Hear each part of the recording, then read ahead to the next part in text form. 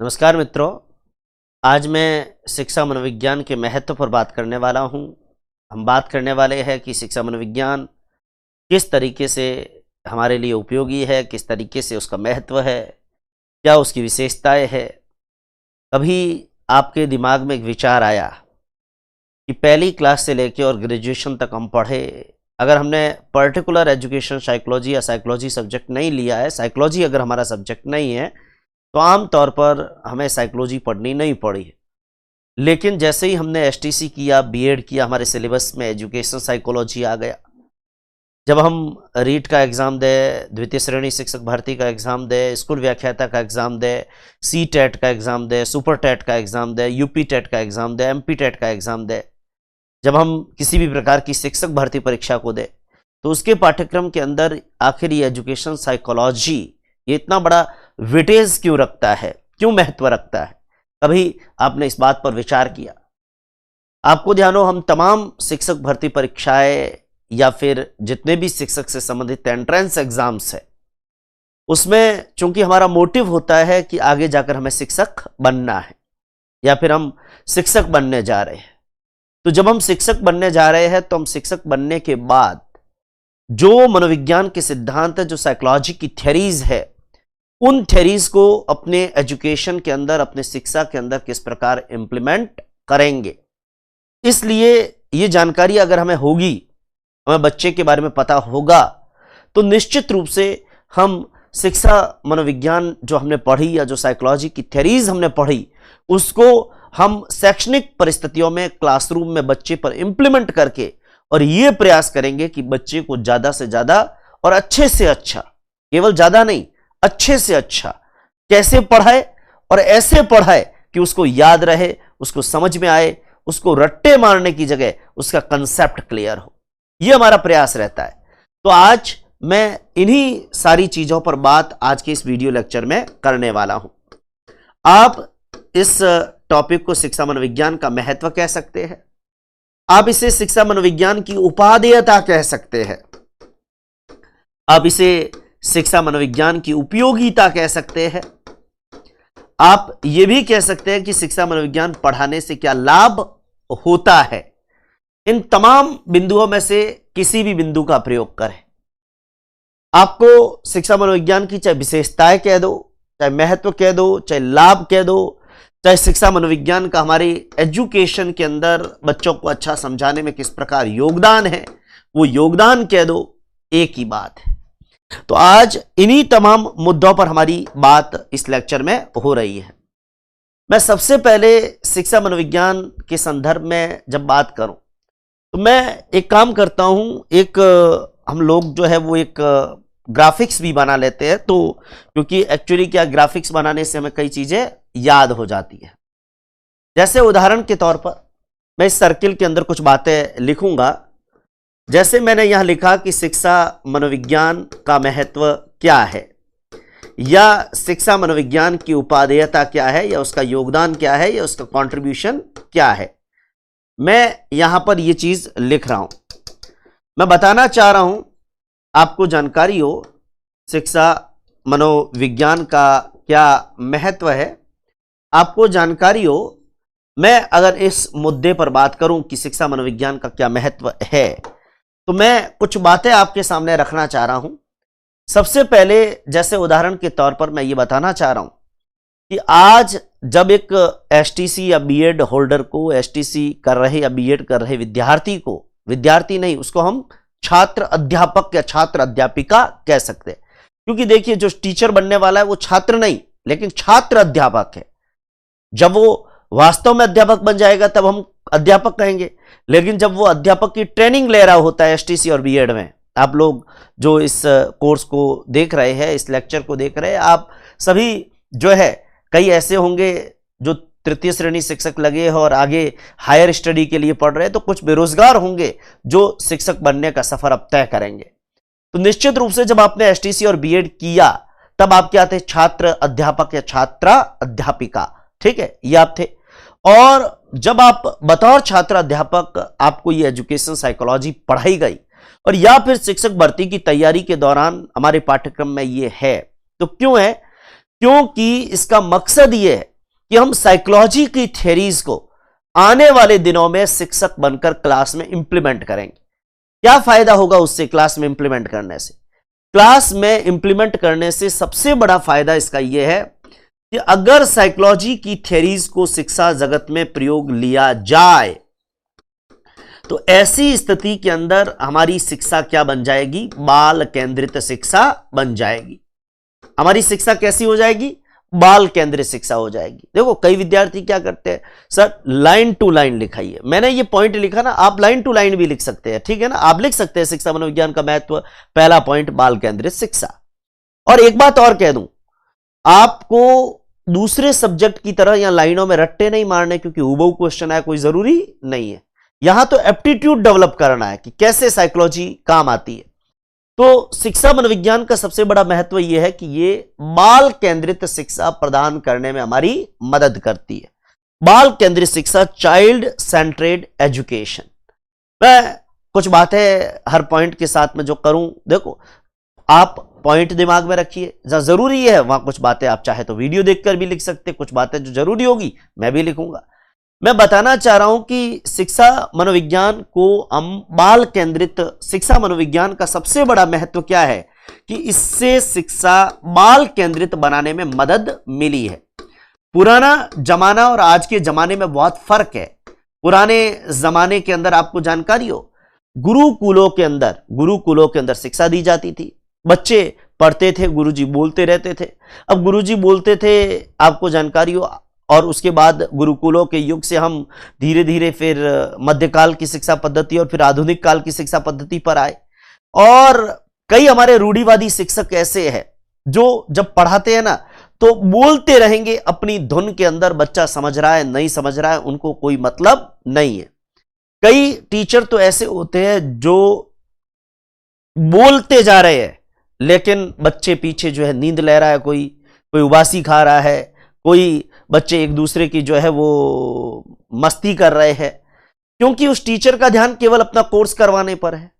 लेकिन मैं एक चीज बताना चाह रहा हूं कि हमारे एक बहुत मशहूर विद्वान एडम्स महोदय ने एक बात कही, और एडम्स महोदय ने मशहूर बात, बहुत फेमस कोट है एडम्स महोदय का।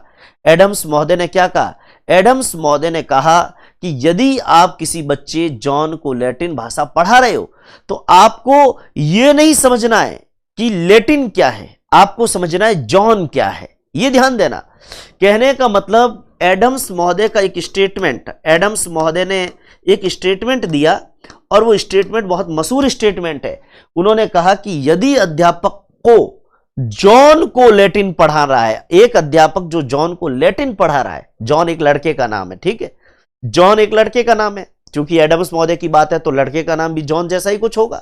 तो एडम्स महोदय, वैसे एक चीज और बता दूं, इनका नाम भी जॉन एडम्स, ठीक है। मैं यहां पर बताना चाह रहा हूं कि जॉन एडम्स क्या कहते हैं, अध्यापक यदि जॉन को लैटिन पढ़ा रहा है, जॉन इनका खुद का नाम ही जॉन एडम्स है, जॉन था, तो अध्यापक यदि जॉन को लैटिन पढ़ा रहा है तो उसे यह नहीं जानना है कि लैटिन क्या है, उसे जानना है जॉन क्या है।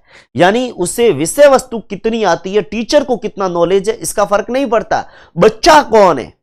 आज हमारे कई रूढ़िवादी शिक्षक ऐसे होते हैं, जैसे उदाहरण के तौर पर छठी कक्षा का बच्चा है और छठी कक्षा के बच्चे को एक साइंस का टीचर आया और साइंस का टीचर छठी क्लास का कंटेंट के साथ में 9वीं 10वीं 12वीं के अंदर भी वो जो रिएक्ट, जैसे मान लो केमिस्ट्री का ही कोई टॉपिक है, अब छठी के सिलेबस में तो 4 लाइन लिखी हुई है और वो उस 4 लाइन पर पूरा एक कालांश पढ़ा रहा है और उसके ऊपर 12वीं की 11वीं 12वीं की कोई रिएक्शन उसको याद आ रही है वो भी बता रहा है, 10वीं की आ रही है वो भी बता रहा है, और फिर क्या कह रहा है, देखो मैं ये है ना मैं ही बता रहा हूं और कोई नहीं बताएगा। क्यों? क्योंकि आपको पता है बाकी वालों को तो आती नहीं है, मेरे को आती है इसलिए बता रहा हूं, और ये आपके अभी नहीं IIT करोगे तो काम आएगी।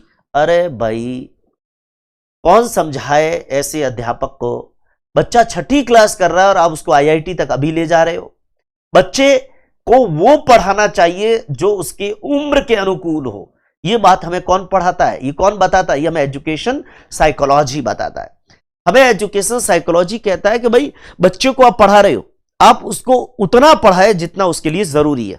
एक एग्जाम्पल मैं अभी आपको दूंगा। अभी जॉन एडम्स महोदय क्या कहते हैं कि यदि जॉन एडम्स महोदय कहते हैं कि यदि अध्यापक जॉन को लैटिन पढ़ा रहा है, यदि अध्यापक जॉन को लैटिन आपको ध्यान हो, यूनान यूरोपीय राष्ट्रों की बहुत ही फेमस लैंग्वेज रही, स्टैंडर्ड लैंग्वेज। जैसे हमारे देश में जो संस्कृत का महत्व है वो उन देशों के अंदर लैटिन का महत्व है, यूनानी ग्रीक का महत्व है। यदि अध्यापक जॉन को लैटिन पढ़ा रहा है, लैटिन पढ़ा रहा है, तो उसे लैटिन को नहीं जॉन को जानना है कि वो क्या पढ़ना चाहता है। उसे लैटिन को नहीं बल्कि किसको जानना है, उसको जॉन को भी जानना है, लैटिन को नहीं। लैटिन तो आनी चाहिए, चलो लैटिन तो नहीं आएगी तो पढ़ाएगा कैसे, लेकिन उसको लैटिन को नहीं जानना है, उसको किसको जानना है, उसको जॉन को जानना है कि जॉन कौन है, जॉन की उम्र क्या है। लैटिन जॉन की जो उम्र है उसके अकॉर्डिंग उसको लैटिन पढ़ाई जाए। देखो ये एक एग्जाम्पल है। अगर भारतीय संदर्भ में कहूं तो मान लो कोई बच्चा राम है, उसको संस्कृत पढ़ा रहे हैं, तो भाई हमारे को संस्कृत नहीं जाननी है, हमको ये जानना कि राम कौन है, ठीक है ना। तो कहने का मतलब यह कि यदि अध्यापक जॉन को लैटिन पढ़ा रहा है तो उसको लैटिन को नहीं जानना है, ठीक है, उसको लैटिन को नहीं जानना है, उसको किसको जानना है, जॉन को जानना है, इसको महत्व देना है। यानी विषय को महत्व नहीं देना, विषय तो आएगा तभी आप पढ़ा रहे हो, लेकिन आप जैसे सपोज करिए छठी क्लास के बच्चे को कोई टीचर पढ़ा रहा है। अब छठी क्लास के बच्चे को जो टीचर पढ़ा रहा है, आप मान सकते हो कि वो भी बीएड धारी है, उसने भी ग्रेजुएशन किया, बीएड होल्डर है, तो वो तो उस बच्चे की तुलना में तो बहुत ज्यादा पढ़ा हुआ है। लेकिन बच्चे की तुलना में ज्यादा पढ़ा हुआ है, इसका मतलब ये नहीं कि अपना सारा नॉलेज उस बच्चे पर उड़ेल दो। एजुकेशन साइकोलॉजी यही कहता है कि शिक्षा बाल केंद्रित होनी चाहिए, और शिक्षा बाल केंद्रित होनी चाहिए। और मैं एक बात और बता रहा हूं कि बालक के लिए शिक्षा होनी चाहिए, बालक के लिए शिक्षा होनी चाहिए, बालक शिक्षा के लिए नहीं होना चाहिए। यह ध्यान देना। ऐसा नहीं कि बच्चा को समझ में नहीं आ रहा, उसको लाते मार रहे, उसको घूंसे मार रहे, उसको टोला मार रहे हैं, बस तेरे को तो आना ही चाहिए, ऐसा नहीं। किसी बच्चे का बचपन इस शिक्षा की आड़ में हमें नहीं छीनना है। यह बाल केंद्रित शिक्षा की बात करता है। बाल केंद्रित शिक्षा में आपको जानकारी हो, बहुत महत्वपूर्ण बात, बालक शिक्षा के लिए नहीं है, शिक्षा बालक के लिए है, बालक शिक्षा के लिए नहीं है। आपको ध्यान हो, बाल केंद्रित शिक्षा का विचार यह कहता है कि बालक जो है ना वो शिक्षा के लिए नहीं है, बल्कि शिक्षा बालक के लिए है। आपको ध्यान हो, बल्कि शिक्षा बालक के लिए है। बहुत महत्वपूर्ण बात ध्यान देना। मैं बताना चाह रहा हूं हमारे महोदय जॉन एडम्स ने क्या बात कही। उन्होंने कहा कि बालक, जॉन एडम्स ने तो यह कहा कि यदि अध्यापक जॉन को लैटिन पढ़ा रहा है तो उसे लैटिन को नहीं जॉन को जानना है। लेकिन जब मैं बाल केंद्रित शिक्षा के ओपिनियन की बात कर रहा हूं तो बाल केंद्रित शिक्षा का मत यह कह रहा है कि बालक शिक्षा के लिए नहीं है कि भाई बालक को शिक्षा की भेंट चढ़ा दो, नहीं। यह शिक्षा जो है ना यह बालक के लिए होनी चाहिए। बालक को समझ में आ रहा है उतना पढ़ाओ, उसको मजे से पढ़ाओ, उसको स्वतंत्र वातावरण में पढ़ाओ, उसको उसके मन के अनुकूल पढ़ाओ, उसकी रुचि को जागृत करो। ये सारी बातें कौन करता है? ये शिक्षा मनोविज्ञान इस बाल केंद्रित शिक्षा के बारे में करता है। आपको ध्यान हो, पुराने जमाने के अंदर कहते थे कि एक बच्चा छड़ के बिना मान नहीं सकता, और आज हमने अपनी विचारधारा में परिवर्तन किया है। और अब तो आपको ध्यान हो, हमारा आरटी 2009 उसकी धारा 17 वो तो कहती है बच्चे को मारोगे तो भाई 17 और 17 पे खतरा, खतरा उस मास्टर को जो बच्चे को मारेगा। यानी बच्चे को आप फिजिकली एंड मेंटली भी टॉर्चर नहीं कर सकते अकॉर्डिंग टू आरटी 2009। आपको ध्यान हो, हमारा निःशुल्क और अनिवार्य बाल शिक्षा का अधिकार अधिनियम 2009 जो 1 अप्रैल 2010 को लागू हुआ, वो भी कहता है, उसकी धारा 17 कहती है कि उस मास्टर को 17 और 17 पे खतरा, खतरा उस मास्टर को जो बच्चे को मारेगा। यानी बच्चे को आप मेंटली एंड फिजिकली टॉर्चर नहीं कर सकते, बच्चे को मुर्गा भी नहीं बना सकते, और इवन बच्चे को ये कहते हैं ना तेरे दिमाग में भूसा भरा हुआ है, ये भी बच्चे को डिमोटिवेट करना आप ऐसा भी नहीं कह सकते। ध्यान दीजिएगा इस बात को। तो शिक्षा को बाल केंद्रित बनाने में कहीं ना कहीं देखो चीज समझ में आनी चाहिए, रटनी नहीं है। मैं फिर कह रहा हूं, ये दूसरे सब्जेक्ट की तरह नहीं है कि रट्टे मारे जाए। तो बच्चा आपको ध्यान हो, शिक्षा बालक के लिए होनी चाहिए, शिक्षा बालक के लिए होनी चाहिए, बालक शिक्षा के लिए नहीं होना चाहिए। इस बात को हमें समझना होगा और इस बात को समझेंगे तभी जाकर शिक्षा मनोविज्ञान कोई यूटिलाइजेशन है। तो बताना चाह रहा हूं कि बाल केंद्रित शिक्षा बहुत महत्वपूर्ण बात यहां पर ध्यान देनी है। इसी तरीके से एक बात और मैं बताना चाह रहा हूं, जैसे उदाहरण के तौर पर हम लोग जब शिक्षा मनोविज्ञान के महत्व की बात करते हैं तो शिक्षा मनोविज्ञान के महत्व के अंदर, इसकी उपादेयता के अंदर यह है कि जो भी हमारा पाठ्यक्रम होता है, जो भी हमारा पाठ्यक्रम है, उस पाठ्यक्रम के अंदर किसी प्रकार का सुधार करना है तो वो भी शिक्षा मनोविज्ञान अगर हमें आता है, ध्यान देना, जैसे शिक्षण में, पाठ्यक्रम में, शिक्षण विधियों में, ठीक है, इनमें भी जो परिवर्तन लाया जाता है, इनमें भी जो सुधार किया जाता है, उसमें भी कहीं ना कहीं जो है ध्यान रखा जाता है एजुकेशन साइकोलॉजी का। आपको जानकारी हो, समय समय पर हम लोग शिक्षण में, पाठ्यक्रमों में, शिक्षण पाठ्यक्रमों में, शिक्षण विधियों में, हमारे टीचिंग मेथोडोलॉजी में जो परिवर्तन करते हैं, ये परिवर्तन निश्चित रूप से हम लोग एजुकेशन साइकोलॉजी को ध्यान में रखकर करते हैं। हम एजुकेशन साइकोलॉजी को ध्यान में रखकर इस प्रकार के परिवर्तन करते हैं। जैसे उदाहरण के तौर पर मैंने कहा, पाठ्यक्रम जब बनता है ना, तो निश्चित रूप से पाठ्यक्रम बनने के अंदर भी कहीं ना कहीं जो है, आपको जानकारी हो, जब हमारा पाठ्यक्रम बनता है तो उस पाठ्यक्रम के अंदर भी कहीं ना कहीं एजुकेशन साइकोलॉजी का अपना कंट्रीब्यूशन होता है। चाहे पाठ्यक्रम है, चाहे शिक्षण विधियां है, ठीक है, इनमें जो भी परिवर्तन होते हैं हम लोग एजुकेशन साइकोलॉजी के अकॉर्डिंगली, ध्यान देना, हालांकि हमारे देश के अंदर पाठ्यक्रम तो समितियां तय करती है, हालांकि समितियां भी जब तय करती है तो पाठ्यक्रम बनाते समय उम्र का जरूर ध्यान रखती है कि कौन सी बच्चे के लिए और कौन सी क्लास के लिए वो पाठ्यक्रम बन रहा है। लेकिन शिक्षण विधियां, आपको ध्यान हो, हमारे यहां पर पाठ्यक्रम तो ऊपर से तय होकर आता है। हम, क्योंकि टीचर जो है वो पाठ्यक्रम को अपनी मर्जी से परिवर्तन नहीं कर सकते, पर वो कमेटियां भी ध्यान रखती है कि कौन सी उम्र के अकॉर्डिंगली पाठ्यक्रम बन रहा है। और शिक्षण विधियां जो एक टीचर चूज करता है क्लास में पढ़ाते समय, जैसे मैं आपको पढ़ा रहा हूं तो मैं अपनी मेथोडोलॉजी का यूज करूंगा और मुझे लगता है कि मैं जिस मेथड से पढ़ा रहा हूं ये बच्चे को समझ में नहीं आ रहा, तो मैं क्या करूंगा, मेथड को चेंज करूंगा। मुझे लगता है दूसरे मेथड से भी समझ में नहीं आया तो मैं आपको तीसरे मेथड से समझाऊंगा।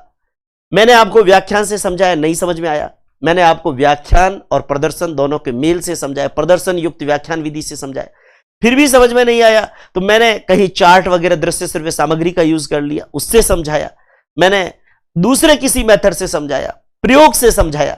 यानी टीचर का उद्देश्य बच्चे को समझाना है, एक मेथड से नहीं समझ में आए दूसरे मेथड में समझाओ। अगर आपको एजुकेशन साइकोलॉजी पढ़ी हुई है और आपको पता है कि बच्चे का फेस रीड करके कि भाई कौन से तरीके ऐसे हैं जिससे कि बच्चे को और ज्यादा समझ में आ सकता है, और ऐसा क्या कारण है कि मैंने समझाया और बच्चे को समझ में नहीं आया, क्या मेरी बात सही ढंग से नहीं पहुंची, या फिर मैंने समझाया मेरे कहने का तरीका सही नहीं है, या मेरा मेथड सही नहीं है, जो भी कारण होंगे हम उन कारणों में जो बदलाव लाएंगे, उन कारणों में परिवर्तन लाएंगे तो निश्चित रूप से बच्चे को समझ में आएगा। हमारा मूल उद्देश्य आपको जानकारी हो, बच्चे को समझाना है, क्योंकि एजुकेशन साइकोलॉजी का मेन मोटिव यही है कि हम साइकोलॉजी की थ्योरीज को एजुकेशन के अंदर यूज करके और बच्चे के दिमाग तक जाए, ये हमारा उद्देश्य है। देखो, कई बार ऐसा होगा कि मैं पॉइंट 1 लिखूंगा, मैं 10 मिनट बोल रहा हूं, लेकिन मैं एक एक शब्द जो बोलूंगा वो कहीं ना कहीं एग्जाम में एप्टीट्यूड बेस पर सवाल हल करने में आपकी मदद करेगा। मैं एक चीज और बताना चाह रहा हूं यहां पे, जैसे सपोज करिए मौर्य काल, मैं एग्जांपल दे रहा हूं एक, जैसे सपोज करिए इंडियन हिस्ट्री में एक टॉपिक है मौर्य काल। ये मौर्य काल आप कक्षा 6 में पढ़ते हो, ये मौर्य काल कक्षा 9th में पढ़ते हो, ये मौर्य काल फिर 11th में आ गया, और ये मौर्य काल ग्रेजुएशन में आ गया, और आपको जानकारी हो यही मौर्य काल कंपटीशन के एग्जाम के अंदर आ गया। मान लो, ठीक है, 5 लेवल बताए। जब सपोज करिए 6ठी क्लास में मौर्य काल आया तो इतना ही लिखा हुआ सिलेबस के अंदर, आप किताब खोलते हो ना, किताब के अंदर क्या लिखा मिलता है 6ठी क्लास में, मौर्य काल, इसका संस्थापक चंद्रगुप्त मौर्य था, उसका गुरु चाणक्य था, चाणक्य तक्षशिला विश्वविद्यालय का शिक्षक था, चाणक्य ने चंद्रगुप्त मौर्य के माध्यम से नंद वंश के घनानंद का और यूनानियों का विनाश करके मौर्य साम्राज्य की स्थापना करवाई। चंद्रगुप्त मौर्य के काल में सेल्यूकस का दूत मेगस्थनीज आया, उसने इंडिका पुस्तक लिखी। चंद्रगुप्त मौर्य ने जैन धर्म ग्रहण कर लिया। चंद्रगुप्त मौर्य खत्म। फिर बिंदुसार, चंद्रगुप्त मौर्य का पुत्र बिंदुसार शासक बना। बिंदुसार के काल में अशोक अवंती का राज्यपाल था। बिंदुसार भारत का पहला सिजेरियन शासक माना जाता है। बस खत्म। फिर अशोक ने अपना शासन अभिलेखों के माध्यम से चलाया। अशोक ने कलिंग का युद्ध लड़ा। कलिंग के युद्ध में अशोक ने जो लाशें गिरी थी उससे उसका हृदय पिघल गया। उसने बौद्ध धर्म को ग्रहण कर लिया। उसने बुद्ध धम्म संघ का अभिवादन किया। बेरार से बाबरू का अभिलेख मिला है, उसके अभिलेख कई जगह मिले। ऐसा मतलब इस तरीके से कितना डेढ़ पेज के अंदर छठी क्लास में मौर्यकाल खत्म। जब 9th क्लास में मौर्यकाल आया तो आपको चंद्रगुप्त मौर्य के बारे में, सेल्यूकस के साथ उसका युद्ध के अंदर जो संधि हुई वो संधि, सेल्यूकस की लड़की का चंद्रगुप्त, हेलेना का चंद्रगुप्त से विवाह, श्रवण बेलगोला में चंद्रगुप्त मौर्य का संथारा, ये चीजें ऐड हो गई। बिंदुसार के बारे में मिस्र के और सीरिया के जो शासकों के साथ में उसका संवाद, वो चीजें आ गई साथ में। और अशोक के बारे में उसके अभिलेख कहां कहां से मिले हैं, शिलालेख या उनके बारे में एक संक्षिप्त विवरण। ठीक है। जब 11वीं क्लास में आए तो अशोक के आठों जगह से अशोक के जो 14 अभिलेख मिले, उन 14 के अंदर ही क्या क्या चीजें लिखी हुई है। चंद्रगुप्त मौर्य में सुदर्शन झील को भी बता दिया, और जूनागढ़ अभिलेख, सुदर्शन झील, उसका पूरा डिस्क्रिप्शन आ गया। ठीक है, और बढ़ा दिया। जब ग्रेजुएशन में आए तो आपको ध्यान हो, यहां मौर्यकाल मान लो 2 पेज में है, यहां मौर्यकाल 9th क्लास में आए 6 पेज में है, 11वीं में आए 12 पेज में है, और ग्रेजुएशन के अंदर आए 25, 26, 28 पेज में दे दिया, और कंपटीशन एग्जाम के अंदर आए तो अनलिमिटेड है मौर्यकाल। केवल टॉपिक देते हैं ना, कोई भी कंपटीशन एग्जाम होता केवल इतना ही लिखते मौर्यकाल। अब सवाल एग्जामिनर की मर्जी आई उतनी। तो अब आप देखिए उम्र के अकॉर्डिंग पाठ्यक्रम में क्या हो रहा है, परिवर्तन। इसका मतलब कहीं ना कहीं एजुकेशन साइकोलॉजी का ध्यान रखते हैं। अगर ध्यान नहीं रखते तो जो 11वीं क्लास के अंदर 12 पेज का मौर्यकाल है, ये भी तो छठी क्लास में दे सकते थे। मौर्य तो मौर्य ही है, लेकिन फिर भी कंटेंट में क्या है, फर्क है। तो एक टीचर को हमेशा ये पता होना चाहिए कि मैं कौन सी क्लास के बच्चों को पढ़ा रहा हूं और उनके लायक क्या चीजें। तो आपको ध्यान हो, हमारे पाठ्यक्रम और हमारी जो किताबें बनती है ना, वो इन चीजों को ध्यान में रखकर बनती है। और इसीलिए टीचर जब क्लास में पढ़ाता है तो उसी किताब को आधार बना लेता है, उसी किताब को आधार मान लेता है। तो ये सारा जो फायदा ये किसका है, ये एजुकेशन साइकोलॉजी का फायदा। देखो आप अलग अलग टॉपिक में जाओ, उससे पहले आपको ये समझ में आना चाहिए कि एजुकेशन साइकोलॉजी आखिर क्यों यूजफुल है, क्यों महत्वपूर्ण है। ये बातें आपको पता होनी चाहिए। इसी तरीके से मैं शिक्षा मनोविज्ञान के बारे में एक बात आपको और बताना चाह रहा हूं। आपको जानकारी हो, जब हम शिक्षा मनोविज्ञान के बारे में बात करते हैं तो विद्यालय के अंदर जो समय सारिणी बनाई जाती है, विद्यालय के अंदर जो टाइम टेबल बनाया जाता है, उस टाइम टेबल के अंदर भी, समय सारणी के अंदर भी कहीं ना कहीं आपको जानकारी हो, कहीं ना कहीं यहां पर ध्यान रखा जाता है समय सारणी बनाने के अंदर, टाइम टेबल बनाने के अंदर, समय चक्र बनाने के अंदर एजुकेशन साइकोलॉजी का। कैसे? उदाहरण के तौर पर मैं यहां पर एक चीज और बताना चाह रहा हूं, समय सारणी की चर्चा कर रहा हूं। जैसे मैं समय सारणी की चर्चा करूं तो मैं एक बात बताना चाह रहा हूं। जैसे उदाहरण के तौर पर हमारे कालांश 1, 2, 3, 4, फिर क्या होता है ब्रेक, जिसको हम कहते हैं रिसेस, फिर 5वां, 6ठा, 7वां, 8वां, ऐसे कालांश होते हैं। ठीक है, स्कूल्स के अंदर। तो जब कालांश तय किए जाते हैं ना, तो ये देखा जाता है कि पहला और दूसरा कालांश। देखो भारतीय परिस्थितियों में ये पॉसिबल है नहीं, वो अलग बात है। क्यों? क्योंकि हमारे यहां पर जैसे उदाहरण के तौर पर 1ली से 8वीं क्लास कोई मिडिल स्कूल है। अब 8वीं स्कूल के अंदर हिंदी का टीचर एक ही है, गणित का टीचर एक ही है, अंग्रेजी का टीचर एक ही है। तो आप कैसे फॉलो करोगे? आप 8वीं क्लास में पहला घंटा गणित का दे दो, तो गणित वाला टीचर तो एक ही है, वो एक क्लास में पढ़ाएगा, वो 8वीं क्लास में कैसे पढ़ा सकता है, वो अलग बात है। लेकिन एजुकेशन साइकोलॉजी ये कहती है कि आमतौर पर पहला और दूसरा कालांश ये ऐसे सब्जेक्ट के होने चाहिए जो बौद्धिक विषय है, जैसे मैथ्स हो गया, ठीक है, जैसे उदाहरण के तौर पर साइंस हो गया, ठीक है।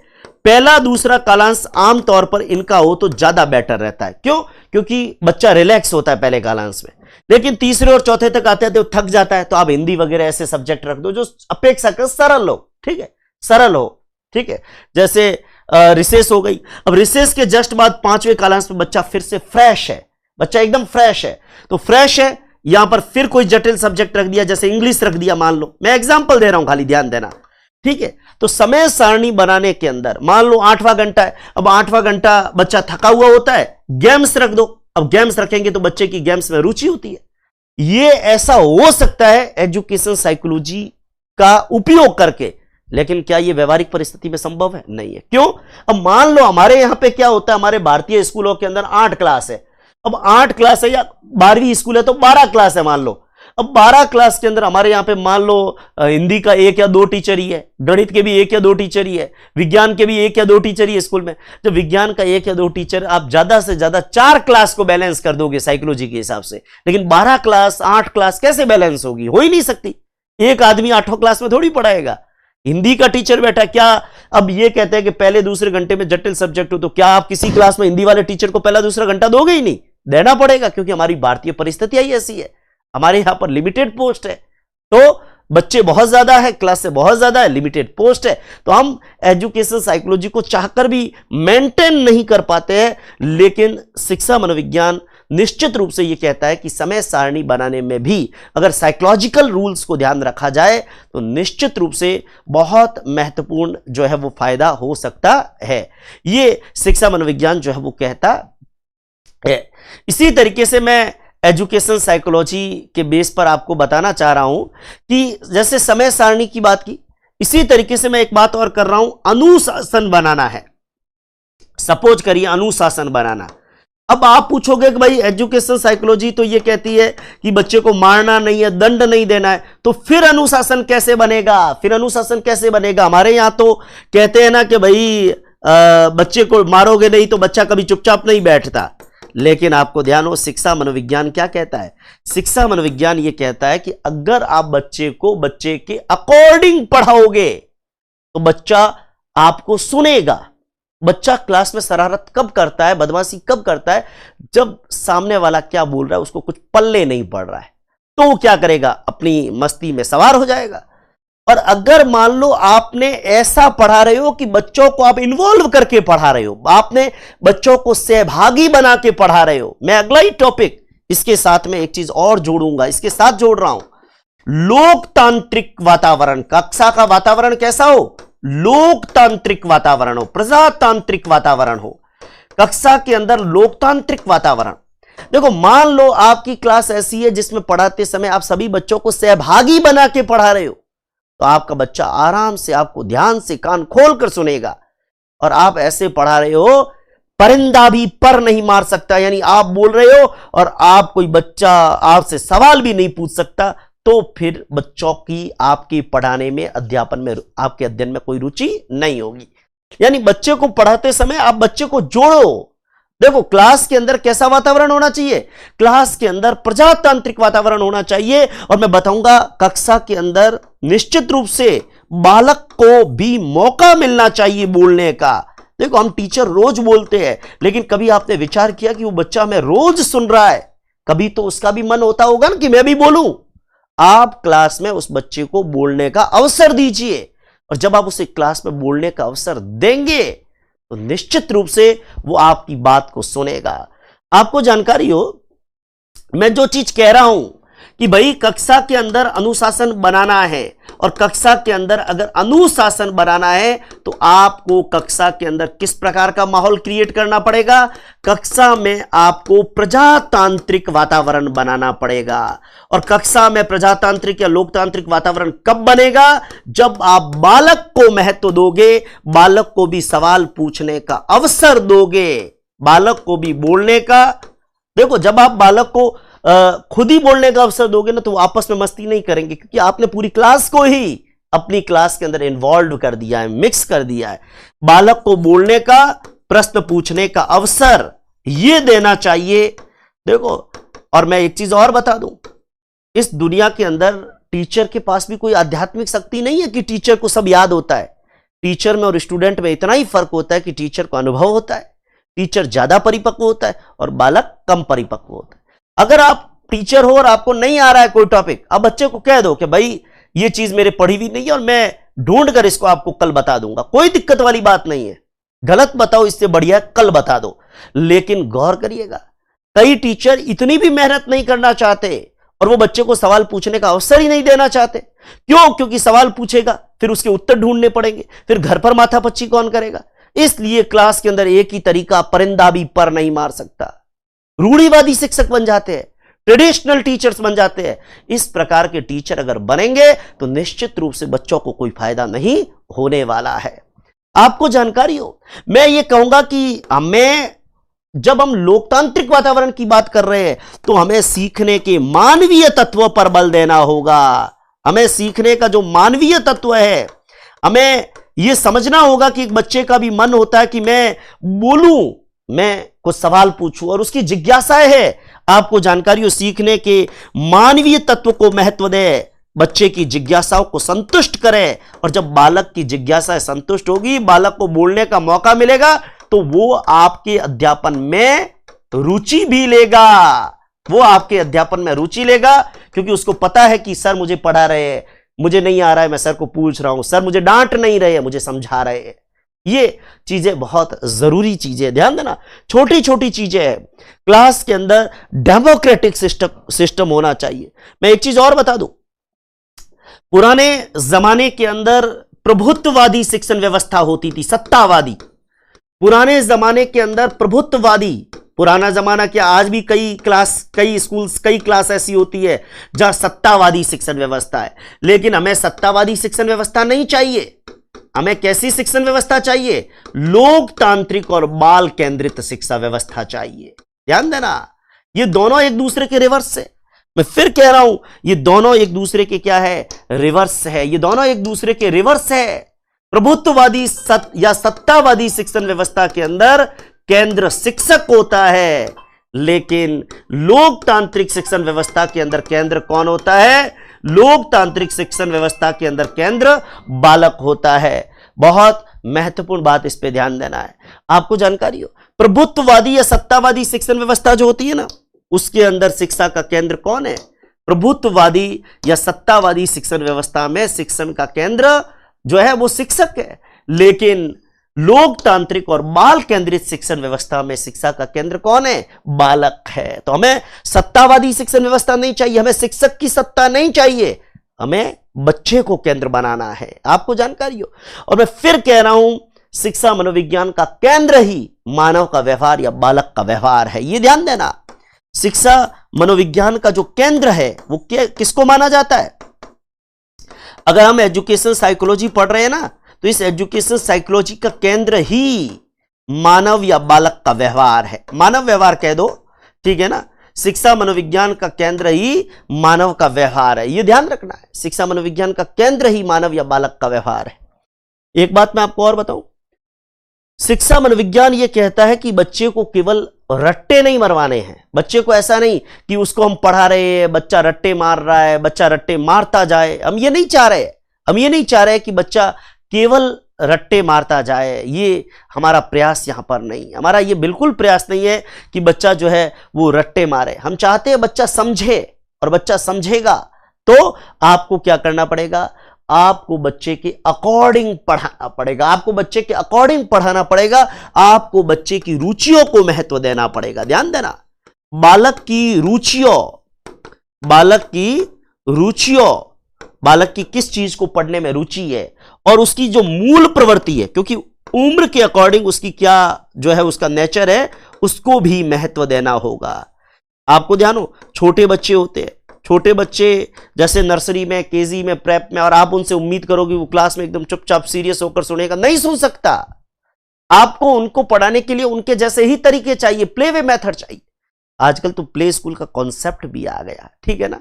लेकिन आपको ध्यान हो, हमें बच्चे की रुचियों को महत्व देना होगा, हमें बच्चे की जिज्ञासाओं को संतुष्ट करने पर ध्यान देना होगा। और मैं फिर बता रहा हूं, हमें बालक की विभिन्न अवस्थाएं, आज आपको ध्यान हो साइकोलॉजी में हम विकास की अवस्थाएं क्यों पढ़ते हैं? ताकि एक टीचर को ध्यान रहे कि वो जिस क्लास के बच्चे को पढ़ा रहा है उसकी उम्र क्या है, क्योंकि हर उम्र में बच्चे का नेचर क्या होता है? अलग होता है। अगर आपको बच्चे की अवस्था ही पता नहीं, अगर मैं मान लो नर्सरी केजी के बच्चे को या पहली क्लास के बच्चे को पढ़ा रहा हूं, मैं ये उम्मीद कर रहा हूं कि बच्चा चुपचाप बैठेगा और मैं 1 घंटा बोल रहा हूं सुनेगा, सुन सकता है क्या? नहीं। आप नर्सरी केजी प्रेप पहली दूसरी को पढ़ाओ तो आप लंबा लेक्चर दोगे तो बच्चा सुन ही नहीं सकता। बड़े बच्चे नहीं सुनते, छोटा बच्चा कहां से सुनेगा। आपको उसके साथ इन्वॉल्व होकर गेम के हिसाब से पढ़ाना पड़ेगा। 11वीं 12वीं का बच्चा है, उसको आप आधा घंटा लेक्चर दो तो सुन लेगा। कंपटीशन एग्जाम्स का स्टूडेंट है, वो आपको 4 घंटे भी सुन लेगा। तो बच्चे की विभिन्न अवस्थाओं को महत्व, हमें शिक्षा मनोविज्ञान ये कहता है कि हमें बालक की विभिन्न अवस्थाओं को महत्व देना होगा। देखो मैं फिर कह रहा हूं, शिक्षा मनोविज्ञान ये कह रहा है कि हमें बालक की विभिन्न अवस्थाओं को महत्व देना होगा, आपको जानकारी हो। और इसके साथ एक इंपॉर्टेंट टॉपिक में यहां पर आ रहा हूं, हमें पाठ्य सहगामी क्रियाओं का आयोजन भी समय समय पर करना चाहिए, यह शिक्षा मनोविज्ञान कह रहा है। शिक्षा मनोविज्ञान यह कह रहा है कि हमें समय समय पर पाठ्य सहगामी क्रियाओं का आयोजन करना चाहिए। एक बात मैं इसके संदर्भ में स्पेशल करना चाह रहा हूं, ध्यान देना। पाठ्य सहगामी क्रिया के ऊपर अगर मैं बात करूं, मैं बताना चाह रहा हूं, जैसे उदाहरण के तौर पर पाठ्य सहगामी का मतलब क्या, पाठ्य सहगामी का मतलब क्या। आप एक शब्द प्रयोग में लेते हैं जिसको हम पाठ्यचर्या कहते हैं। पाठ्यचर्या मतलब करिकुलम। हम एक वर्ड यूज करते हैं जिसको हम कहते हैं पाठ्यचर्या या करिकुलम, करिकुलम। और एक शब्द हम यूज करते हैं पाठ्यक्रम यानी कि सिलेबस, पाठ्यक्रम यानी कि सिलेबस। मैं फिर बता रहा हूं, एक शब्द होता है पाठ्यक्रम यानी कि सिलेबस और एक शब्द होता है पाठ्यचर्या यानी करिकुलम। अब इस चीज को समझना, जैसे उदाहरण के तौर पर ये एक घेरा मैंने बनाया है और एक घेरा मैं इसके साथ अंदर और बना लेता हूं। सपोज करिए मैं यहां पर एक घेरा और बना लेता हूं। बहुत महत्वपूर्ण बात ध्यान दें, ये एक घेरा बना दिया। अगर अब आप पूछेंगे मैंने 2 घेरे क्यों बनाए, मैं इस घेरे को लिख रहा हूं पाठ्यचर्या, करिकुलम। अब कई किताबों में तो इनके नामों में भी फर्क दे रखा है, कईयों ने पाठ्यचर्या को पाठ्यक्रम और पाठ्यक्रम को पाठ्यचर्या दे रखा है। आप तो एक काम करिए, एनसीएफ 2005 है, उसको हिंदी में क्या कहते हैं, नेशनल करिकुलम फ्रेमवर्क 2005, और उसको हिंदी में भारत सरकार ने लिखा है राष्ट्रीय पाठ्यचर्या 2005। तो करिकुलम मतलब पाठ्यचर्या और सिलेबस मतलब पाठ्यक्रम, वहां से अपने को अंतर स्पष्ट हो जाएगा। और यहां पाठ्यक्रम, ठीक है, या ये कह दूं कि ये सिलेबस और ये पाठ्यचर्या का मतलब करिकुलम। क्या मतलब है, करिकुलम। पुराने जमाने में और आज के जमाने में ये अंतर हमने आधुनिक काल में लिया है। पहले तो करिकुलम और सिलेबस एक ही हुआ करता था, क्योंकि जो किताबें होती थी, ठीक है, जो किताबें होती थी वही करिकुलम है और वही सिलेबस है। लेकिन आज की तारीख में हम ये मानते हैं कि हमारी जो पाठ्यचर्या है ना, जैसे एनसीएफ 2005 आया, नेशनल करिकुलम फ्रेमवर्क 2005, इसमें खाली ये नहीं कहा है कि विज्ञान में, गणित में, हिंदी में, अंग्रेजी में क्या पढ़ाना है। इसमें एक्स्ट्रा एक्टिविटीज के बारे में भी है कि बच्चे को क्या क्या एक्टिविटीज कराना चाहिए, पुस्तकालय के बारे में है, प्रयोगों के बारे में है, कल्चर से जोड़ने के बारे में है, विभिन्न प्रकार की प्रतियोगिताएं कराने के बारे में है, खेलकूद के बारे में है, सर्वांगीण विकास। महात्मा गांधी की परिभाषा है ना, by education I mean an all drawing out of the best in man and child mind body and spirit, यानी मनुष्य और बालक के मन, मस्तिष्क और शरीर का सर्वांगीण विकास ही शिक्षा है। तो हम जब पाठ्यक्रम की बात या सिलेबस की बात करते हैं, इसका मतलब तो हम बुक की बात कर रहे हैं, हम किसी वस्तु मतलब किसी विषय के बुक की बात कर रहे हैं, उसके केवल टॉपिक की बात कर रहे हैं। जैसे विज्ञान का सिलेबस, गणित का सिलेबस, हिंदी का सिलेबस, ठीक है, जैसे आपके रीट का, सुपर टेट का या फिर टीचर भर्ती का सिलेबस, क्योंकि आपको उसमें वो टॉपिक पढ़ने, इसलिए वो सिलेबस कहते हैं। कभी आपने ये शब्द, मेरी एक बात सुनिएगा, कभी आपने ये शब्द कहा कि ये रीट का करिकुलम है, ये सेकंड ग्रेड का करिकुलम है, ये सी टेट का करिकुलम है, नहीं, हम सिलेबस कहते हैं। तो सिलेबस का मतलब बुक, कंटेंट जो पढ़ना है। लेकिन जब पाठ्यचर्या या करिकुलम की बात होती है तो इसके अंदर आपको जानकारी हो, एक्स्ट्रा एक्टिविटी शामिल कर देते हैं, पाठ्य सहगामी क्रियाएं सम्मिलित कर देते हैं। अब ये पाठ्य सहगामी क्रियाएं है ना, मैं एक चीज आपको बताना चाह रहा हूं, बहुत ज्यादा फर्क आ गया जब मैं पाठ्यचर्या की बात करता हूं तो इस पाठ्यचर्या के अंदर, इस करिकुलम के अंदर, ठीक है, देखो पुराने जमाने के अंदर पाठ्यचर्या पाठ्यक्रम एक ही थे, तो इसलिए करिकुलम शब्द जो बनाया वो करिकल शब्द से बनाया। करिकल लैटिन भाषा का शब्द जिसका मतलब दौड़ का मैदान। तो वास्तव में क्या होता है, किताबों में यही तो होता है कि जैसे मैं सिलेबस करा रहा हूं तो मेरा लक्ष्य क्या है कि मैं साइकोलॉजी पूरे सिलेबस को कराऊं। तो मतलब अब तो आज की तारीख में हम सिलेबस यूज करते हैं, लेकिन पहले तो करिकुलम सिलेबस एक ही था। तो करिकल मतलब दौड़ का मैदान, मतलब टीचर उसके आधार पर दौड़ता जाए और बच्चा उसके पीछे दौड़ता जाए। दौड़ ही तो लगा रहे हैं अपन सिलेबस पूरा करने की, यही तो होता है। तो आपको जानकारी हो, पाठ्यचर्या की बात जब मैं करता हूं तो इसके अंदर पाठ्यक्रम यानी कि सिलेबस, और साथ में इसमें हम जोड़ देते हैं पाठ्य सहगामी क्रियाएं। इसमें क्या जोड़ रहा हूं, पाठ्य सहगामी क्रियाएं। और पाठ्य सहगामी क्रिया का मतलब क्या, पाठ्य सहगामी क्रिया का मतलब जैसे उदाहरण के तौर पर एनसीसी है, जैसे एनएसएस है, जैसे स्काउट है, जैसे वाद विवाद प्रतियोगिता है, जैसे निबंध प्रतियोगिता है, जैसे चित्रकला प्रतियोगिता है, जैसे रंगोली मेहंदी है, ठीक है। कहने का मतलब तमाम, जैसे खेल कूद है, जैसे योगा है, जैसे व्यायाम है, जैसे आपका स्कूल के अंदर प्रार्थना सभा है, स्कूल के अंदर बाल सभा है, मतलब जितनी भी किताबों के अलावा या जो आपके 8 कालांश चल रहे हैं जिसमें हिंदी, गणित, अंग्रेजी, विज्ञान, इनके अलावा जो भी अदर एक्टिविटीज होती है वो सारी एक्टिविटीज हम पाठ्य सहगामी क्रिया में काउंट करते हैं। और पाठ्यक्रम जिसके अंदर आपके अलग अलग विषय, तो अलग अलग विषय उनका तो अपना सिलेबस होता है, लेकिन साथ में पाठ्य सहगामी क्रिया जैसे एनसीसी, एनएसएस, स्काउटिंग, प्रार्थना, बाल सभा, वाद विवाद, निबंध प्रतियोगिता, चित्रकला, आंसू भाषण, आंसू निबंध, रंगोली, क्विज, ठीक है, जितने खेल कूद, योगा। एक बात और ध्यान देना, ये पाठ्य सहगामी क्रिया 1986 की शिक्षा नीति से पहले इनको कहते थे पाठ्य अतिरिक्त क्रिया है, लेकिन आज की तारीख में इनको कहते हैं पाठ्य सहगामी क्रिया। यह बहुत बड़ा फर्क आया है। पहले इनको कहते थे पाठ्य अतिरिक्त, यानी पहले यह कहते थे कि यह पाठ्यक्रम पाठ्य पुस्तकों से अलग है।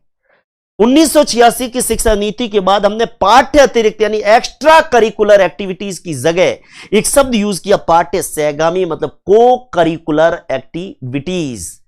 आज की तारीख में हम ये मानते हैं कि हमारा उद्देश्य बच्चे का जब सर्वांगीण विकास है तो वो सर्वांगीण विकास खाली हिंदी, गणित, विज्ञान, अंग्रेजी पढ़ने से नहीं हो सकता। उसके लिए बच्चे को एनसीसी से जोड़ो, एनएसएस से जोड़ो, प्रतियोगिताएं कराओ, प्रे कराओ, बाल सभा कराओ, बाहर से एक्सपर्ट्स को बुला के उनके लेक्चर्स कराओ, जो अदर चीजें जितनी भी होती है वो भी बच्चे के सर्वांगीण विकास के अंदर योगदान करती है। और इसीलिए शिक्षा मनोविज्ञान ने हमें और दूसरा एक बात और ध्यान देना, ऐसी एक्टिविटीज बच्चे को रिचार्ज करती है। आज खाली 8 क्लास में बीच में रिसेस बच्चा पढ़ता रहेगा और पूरा साल पढ़ेगा, बच्चा बोर हो जाएगा। ये एक्टिविटीज जिसके अंदर जैसे कभी प्रदर्शनी लग गई, कभी एग्जीबिशन हो गया, कभी बाल सभा हो गई, कभी ड्रामा हो गया, कभी नाटक हो गया, कभी वेशभूषा हो गई, बच्चा रिचार्ज होता है, उसमें एनर्जी आती है। और जब एनर्जी आएगी तो क्लास के अंदर भी वो जोश से पढ़ेगा।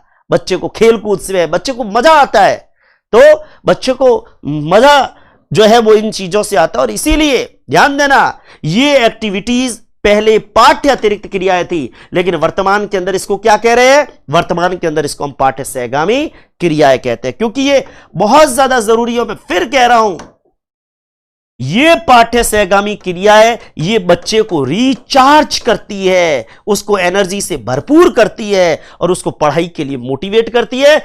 और रिचार्ज करने के साथ साथ आपको जानकारी हो, ये पाठ्य सहगामी क्रियाएं बच्चे के सर्वांगीण विकास में, जो हमारा गांधी का, महात्मा गांधी का विचार है कि बच्चे के मन, मस्तिष्क और शरीर के सर्वोत्तम अंश की अभिव्यक्ति शिक्षा के माध्यम से होनी चाहिए। ये अभिव्यक्ति हमें किसके माध्यम से पता चलता है, ये निश्चित रूप से आपको जानकारी हो। ये सारी चीजें हमें शिक्षा मनोविज्ञान जो है वो इन चीजों के बारे में बताता है, ध्यान देना। तो पाठ्य सहगामी क्रिया जो है ना, ये भी एक बहुत महत्वपूर्ण बिंदु यहां पर आता है, पाठ्य सहगामी क्रियाओं का आयोजन करना। और निश्चित रूप से ये पाठ्य सहगामी क्रियाओं का जो आयोजन है ये शिक्षा मनोविज्ञान का एक बहुत महत्वपूर्ण बिंदु है, ध्यान दें। और जब मैंने पाठ्य से आगामी क्रिया लिखा है तो मैं यहां एक बिंदु और लिख देता हूं, शिक्षा मनोविज्ञान का उद्देश्य है बालक का सर्वांगीण विकास। केवल उसे रट्टा नहीं मारना है, उसका केवल मेंटल डेवलपमेंट नहीं, हर तरीके का डेवलपमेंट हो, ठीक है। और बच्चे को जो सिखाया जा रहा है वो सीखे वास्तव में, उसके लिए भले ही आपको 10 बार पढ़ाना पड़े। यानी हमारा शिक्षा मनोविज्ञान का एक उद्देश्य है बच्चे को प्रभावी अधिगम प्रदान करना। बच्चे को कैसा अधिगम? प्रभावी अधिगम, प्रभावी अधिगम, इफेक्टिव लर्निंग। बच्चे को जो पढ़ा रहे हैं ना वो वास्तव में बच्चे को समझ में आना चाहिए, ये हमारा उद्देश्य। हमारा उद्देश्य क्या है? केवल बच्चा रट्टा नहीं मारे, बच्चा समझे, बच्चे को समझ में आना चाहिए। आपको जानकारी हो, हम इसी शिक्षा मनोविज्ञान के आधार पर प्रभावी अधिगम बच्चे को मिले और प्रभावी अधिगम बच्चे को मिले। देखो हर बच्चा एक जैसा नहीं होता। कभी आपने गौर किया, पहली क्लास से लेकर और आज दिन तक मान लो आपकी क्लास में 40 बच्चे थे, क्या कभी ऐसा हुआ कि 40 ही बच्चे होशियार हो? क्या कभी ऐसा हुआ कि 40 ही बच्चे डल हो? क्या कभी ऐसा हुआ कि 40 बच्चे एक जैसे हो? क्या ऐसा हुआ कि 40 बच्चों की रुचियां एक जैसी हो? नहीं, साइकोलॉजी यही कहता है, इंडिविजुअल डिफरेंसेस। फ्रांसिस गाल्टन ने इन व्यक्तिक भिन्नताओं का अध्ययन किया था और आपको ध्यान हो व्यक्तिक भिन्नताएं आज, अगर मेरा तो अपना व्यक्तिगत मत है कि अगर हम एजुकेशन साइकोलॉजी को टीचर बनाने वाले व्यक्ति को पढ़ाते हैं तो उसके पीछे शिक्षा मनोविज्ञान के जिस टॉपिक का योगदान सबसे ज्यादा है वो व्यक्तिक विभिन्नता है। तो बच्चे की व्यक्तिक विभिन्नता को महत्व प्रदान करना, ये हमारा एक उद्देश्य है कि हम बच्चे की इंडिविजुअल डिफरेंसेस को महत्व दें, हम इंडिविजुअल डिफरेंसेस को महत्व दें। एजुकेशन साइकोलॉजी हमें यह कहती है। आपको जानकारी हो, मैं कुछ बिंदु और यहां पर रखना चाहूंगा, जगह हालांकि मेरे पास यहां कुछ जगह कम है तो हम एक सर्किल और बना देते हैं, कोई दिक्कत वाली बात थोड़ी है। हाँ ध्यान दें, मैं कुछ बिंदु और यहां पे ऐड करना चाहूंगा। शिक्षा मनोविज्ञान के महत्व की बात, आप बड़ा सर्कल बनाइएगा तो आपको तो सारे पॉइंट लिख सकते हो। शिक्षा मनोविज्ञान के महत्व की बात जब होती है, 2-4 बातें और है, छूट ना जाए, क्योंकि देखो एप्टीट्यूड आपको डेवलप होना चाहिए। मैं आपको बताना चाह रहा हूं कि शिक्षा मनोविज्ञान का एक उद्देश्य यह भी है कि जो शिक्षक जिस क्लास के बच्चे को पढ़ा रहा है, अगर उसे बच्चों की अवस्था, बच्चे की रुचि, बच्चे के बारे में पता है, उसे पता है कि मैं किन बच्चों को पढ़ा रहा हूं, तो वो उनके अकॉर्डिंग शिक्षण उद्देश्य बना सकता है। जैसे आप बनाते हो ना सामान्य उद्देश्य, विशिष्ट या प्राप्य उद्देश्य, वैसे तो शिक्षक को शिक्षण उद्देश्य निर्धारित करने में, शिक्षक को शिक्षण उद्देश्य निर्धारित करने में किसका महत्व है? आपको जानकारी हो, शिक्षक शिक्षण उद्देश्य निर्धारित करता है तो वो किसके आधार पे करता है? वो एजुकेशन साइकोलॉजी के आधार पे करता है। अगर उसको एजुकेशन साइकोलॉजी का ध्यान है ना तो उसको पता है मैं 8वीं क्लास में पढ़ा रहा हूं, ये 40 बच्चे हैं, ये 40 बच्चे किस तरीके के हैं, इसमें मुझे इस टॉपिक को कितना समय लग सकता है और इनको किस तरीकों से पढ़ाऊं, क्या दृश्य श्रव्य सामग्री यूज करूं। तो ये सारी चीजें शिक्षक शिक्षण उद्देश्य को निर्धारित करता है। आपको ध्यान हो, एजुकेशन साइकोलॉजी के कारण ही जब एक शिक्षक क्लास में पढ़ाता है तो वो नवाचार, नई नई टेक्निक्स को प्रोत्साहन देता है। वह नवाचार मतलब नई नई टेक्निक्स, पढ़ाने के नए नए तरीके, दृश्य श्रव्य सामग्री, उसको भी प्रोत्साहन इस शिक्षा मनोविज्ञान के कारण हम दृश्य श्रव्य सामग्री को भी महत्व देते हैं, दृश्य श्रव्य सामग्री को भी महत्व प्रदान करते हैं। एक बात मैं आपको और बताना चाह रहा हूं, शिक्षा मनोविज्ञान का उद्देश्य बच्चे का सर्वांगीण विकास है, यानी बच्चा धीरे धीरे आगे बढ़कर अपने संपूर्ण व्यक्तित्व का विकास कैसे करे, ये हम एजुकेशन के अंदर सुनिश्चित करने का प्रयास करते हैं। हमारी कोशिश है कि बच्चा भविष्य के अंदर एक कंप्लीट पर्सनैलिटी उसकी कैसे निखर कर आए, ठीक है। और उसके लिए हम सर्वांगीण विकास के लिए पाठ्य सहगामिक क्रिया वगैरह सारी चीजें जो है वो करवाते हैं। बहुत महत्वपूर्ण बात यहां पे ध्यान देना। इसके अलावा एक बहुत महत्वपूर्ण बात यहां पर आती है कि हम विशिष्ट बालक की पहचान करते हैं। ध्यान दें, विशिष्ट बालक जैसे प्रतिभाशाली बच्चा, मंदबुद्धि बच्चा, पिछड़ा बालक, ठीक है, उनकी पहचान कैसे करनी है, कैसे उन बच्चों को पहचानना है और पहचान के बाद में इन विशिष्ट बालकों को कैसे पढ़ाना है, अध्यापन करना है, इसमें भी कहीं ना कहीं हमें शिक्षा मनोविज्ञान हमारी मदद करता है। एक महत्वपूर्ण बात आपको और बताना चाह रहा हूं, शिक्षा मनोविज्ञान संबंध त्रयी का विकास करता है। किसका? संबंध त्रयी। अब एक सवाल यह बनता है कि संबंध त्रयी क्या है? संबंध त्रयी क्या है? मैं बताना चाह रहा हूं, जैसे उदाहरण के तौर पर हमारे एक विद्वान थे रायबर्न, संबंध त्रयी के विकास के बारे में उन्होंने यह कहा कि अगर एक शिक्षक बच्चे को पढ़ाते समय संबंध त्रयी को महत्व देता है, रायबर्न कहिए या रैबर्न कहिए, इन्होंने क्या कहा? रायबर्न कहिए या रैबर्न कहिए, इन्होंने, आपको जानकारी हो, रैबर्न महोदय या रायबर्न महोदय ने क्या कहा? इन्होंने कहा कि जब बच्चे को पढ़ाया जाता है तो आपको 3 प्रकार के संबंधों को ध्यान देना है। बालक के 3 प्रकार के संबंध। किसके साथ? बालक का शिक्षक के साथ, बालक का समाज के साथ और बालक का विषय के साथ। ध्यान दें, मैं बताना चाह रहा हूं, संबंध त्रयी के अंदर उन्होंने कहा कि बच्चे को जब पढ़ाया जाए तो बच्चे का 3 चीजों के साथ संबंध, जैसे बच्चे का शिक्षक के साथ संबंध, इसका विकास होता है। अगर शिक्षक शिक्षा मनोविज्ञान का उपयोग करके पढ़ाएगा तो बच्चे और टीचर के रिलेशन अच्छे होते हैं। ठीक है। बच्चा समाज के हित में काम करता है और समाज से कनेक्ट होता है, यानी समाज के साथ भी बच्चे के संबंधों का विकास होता है। वो रायबर्न महोदय ने यह कहा है कि जब एजुकेशन साइकोलॉजी का उपयोग करके बच्चे को पढ़ाया जाता है तो बालक और शिक्षक के संबंध, बालक का समाज के साथ संबंध और बालक जिन विषयों को पढ़ रहा है उन विषयों के साथ बालक का संबंध, ये तीनों ही प्रकार के संबंध, यानी ये तीनों ही प्रकार के उचित संबंधों का निर्माण होता है। संबंध त्रयी का मतलब बालक का समाज के साथ, बालक का शिक्षक के साथ और बालक का विषय के साथ तीनों प्रकार के उचित संबंधों पर बल देता है। तीनों प्रकार के उचित संबंधों पर बल देता है। ये किसने कहा? ये रायबर्न ने कहा। रायबर्न ने क्या कहा? रायबर्न ने कहा एक बच्चे का विषय के साथ, एक बच्चे का शिक्षक के साथ और एक बच्चे का समाज के साथ अच्छे प्रकार का संबंध कैसे बन सकता है, शिक्षा मनोविज्ञान इस पर बल देता है। शिक्षा मनोविज्ञान यह भी कहता है कि बच्चे को पढ़ाने के साथ साथ उसका मूल्यांकन समय समय पर कैसे किया जाए। तो मूल्यांकन की नवीन तकनीकें किस प्रकार आ सकती है और बच्चे का मूल्यांकन किस प्रकार किया जा सकता है, यह भी हमें एजुकेशन साइकोलॉजी के माध्यम से जो है वो जानने को मिलता है। तो निश्चित रूप से आपको जानकारी हो, एजुकेशन साइकोलॉजी ये कहता है। और दूसरा एक बात ध्यान देना, एजुकेशन साइकोलॉजी के माध्यम से हम इस बात को सुनिश्चित करते हैं कि बच्चे को जो पढ़ाया गया और बच्चे को जो सिखाया गया उसमें क्या वास्तव में कोई उन्नति हो रही है या हम खाली अपना गला फाड़ रहे हैं और बच्चा कुछ नहीं समझ पा रहा है। अधिगम में उन्नति हो रही है कि नहीं हो रही है। मैंने आपको अभी 1 घंटा ये लेक्चर दिया, लेकिन अगर आपको कुछ भी समझ में नहीं आया तो मेरा पढ़ाना ही बेकार है। मेरा पढ़ाना तभी सार्थक है जब आपको समझ में आए।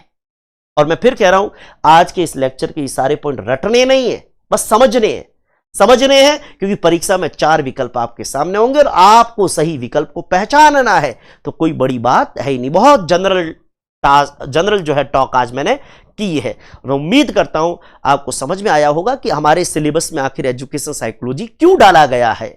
चलिए आगे कुछ बातें और है, लेकिन वो अगले लेक्चर में करेंगे। धन्यवाद। जय हिंद। वंदे मातरम।